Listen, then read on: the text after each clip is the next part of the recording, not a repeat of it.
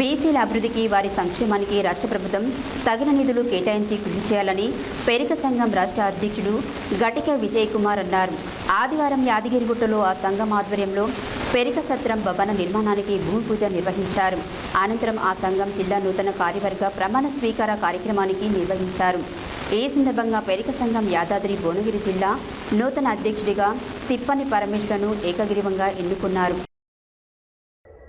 బీసీల అభివృద్ధికి వారి సంక్షేమానికి రాష్ట్ర ప్రభుత్వం తగిన నిధులు కేటాయించి కృషి చేయాలని పేరిక సంఘం రాష్ట్ర అధ్యక్షుడు గటిక విజయ్ కుమార్ అన్నారు. ఆదివారం యాదగిరిగుట్టలో ఆ సంఘం ఆధ్వర్యంలో పేరిక సత్రం భవన నిర్మాణానికి భూమి పూజ నిర్వహించారు. అనంతరం ఆ సంఘం జిల్లా నూతన కార్యవర్గ ప్రమాణ స్వీకార కార్యక్రమాన్ని నిర్వహించారు. ఈ సందర్భంగా పేరిక సంఘం యాదాద్రి భువనగిరి జిల్లా నూతన అధ్యక్షుడిగా తిప్పని పరమేశ్ను ఏకగ్రీవంగా ఎన్నుకున్నారు. ఈ సందర్భంగా ఆయన ఆధ్వర్యంలోనే జిల్లా నూతన కమిటీ ఇచ్చే రాష్ట్ర అధ్యక్షుడు గటిక విజయ్ కుమార్ ప్రమాణ స్వీకారం చేయించారు. అనంతరం ఆయన మాట్లాడుతూ బీసీలలోని అన్ని కులాలకు కులాల వారీగా బడ్జెట్లు కేటాయించాలన్నారు. ఆయా కులాల కార్పొరేషన్లకు తగినన్ని నిధులు కేటాయించి వారి అభివృద్ధికి కృషి చేయాలన్నారు. ప్రభుత్వం కులాల వారీగా నిధులు విడుదల చేయకపోవడం వల్ల ఆయా కులాల అభివృద్ధి సంక్షేమం కుంటుపడుతుందని ఆవేదన వ్యక్తం చేశారు. ప్రభుత్వం తగినన్ని నిధులు విడుదల చేస్తే ఆయా కులాలలోనే పెద్దలు మరికొన్ని నిధులు సమకూర్చుకొని తమ సామాజిక వర్గాల అభివృద్ధి కోసం కృషి చేస్తారన్నారు.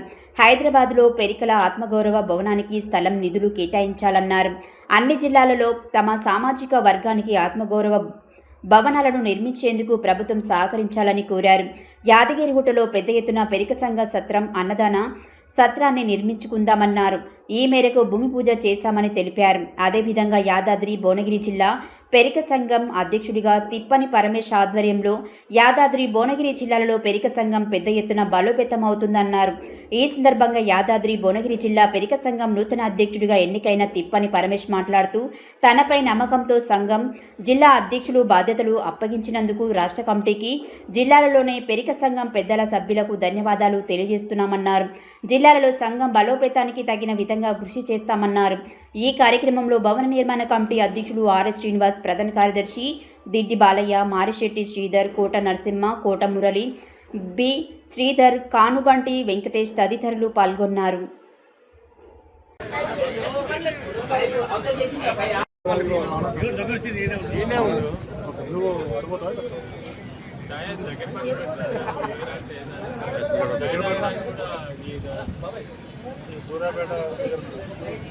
ఏదైనా ఆడకి అనుకూలంగా సమాజానికి అనుకూలంగా.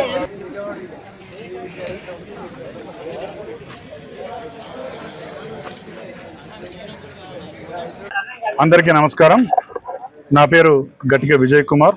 నేను తెలంగాణ రాష్ట్ర పెరిక కుల సంఘం అధ్యక్షుడిని, అలాగే తెలంగాణ రాష్ట్ర బీసీ జేఏసీ కన్వీనర్ను.